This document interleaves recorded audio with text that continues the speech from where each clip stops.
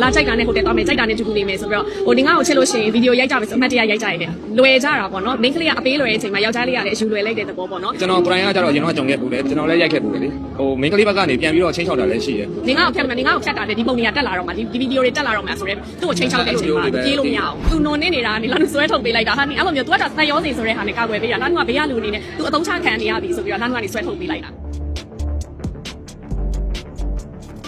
လမ်းကတော့ဒီလူငယ်ဆိုတာလမ်းတော့ဒီ sex education ရေးလို့ရှိရင်အားလုံးကဝိုင်းဆဲကြရပေါ့နော်ဒီဘယ်လိုခေါ်မလဲဟိုကလေးတွေကိုပေါ့နော်အတွေးမအောင်လုပ်ပေးနေတယ်အစိတ်တွေနေစိုက်နေရဆိုပြီးပြောကြတယ်အမှန်မှန်တော့အစိတ်တွေနေစိုက်နေရမဟုတ်ဘူးကလေးတွေကိုသူတို့မှတဘာဝတွေးသားဆန္ဒဆိုတာရှိရအဲ့တော့လမ်းမမရောက်တဲ့နောက်မရောက်အောင်နှမ်းကနေပြီးတော့ပြောပေးနေရပါ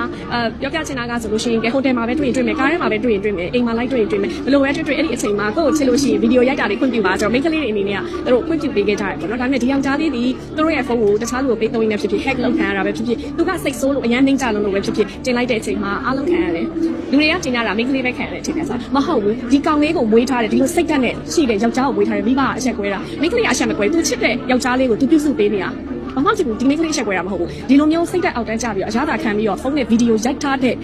တာယခံရှင်ယောက်ျားလေးရဲ့အမေအဖေအစားနှမ်းလို့အရန်ရှက်တယ်သူတို့ရဲ့သားကိုသူတို့မွေးထားလို့ရှိရင်သူတို့ဘာဖြစ်တယ်သားလေးရေလူပြိုရွယ်ရောက်ပြီးမြင့်ကြီးစားထားလို့ရှိရင်တော့ကောင်မလေးကိုဘယ်လိုလေးတက်မိုးထားပြီးဆက်ဆံပါဘယ်လိုမျိုးဗီဒီယိုတွေမရိုက်ပါနဲ့ဘယ်လိုမျိုးလေးချစ်မြတ်လို့ပေးပါမိဘကမတင်ပေးထားလို့ဒီကောင်လေးကအရသာခံပြီးဖုန်းနဲ့ရိုက်တာ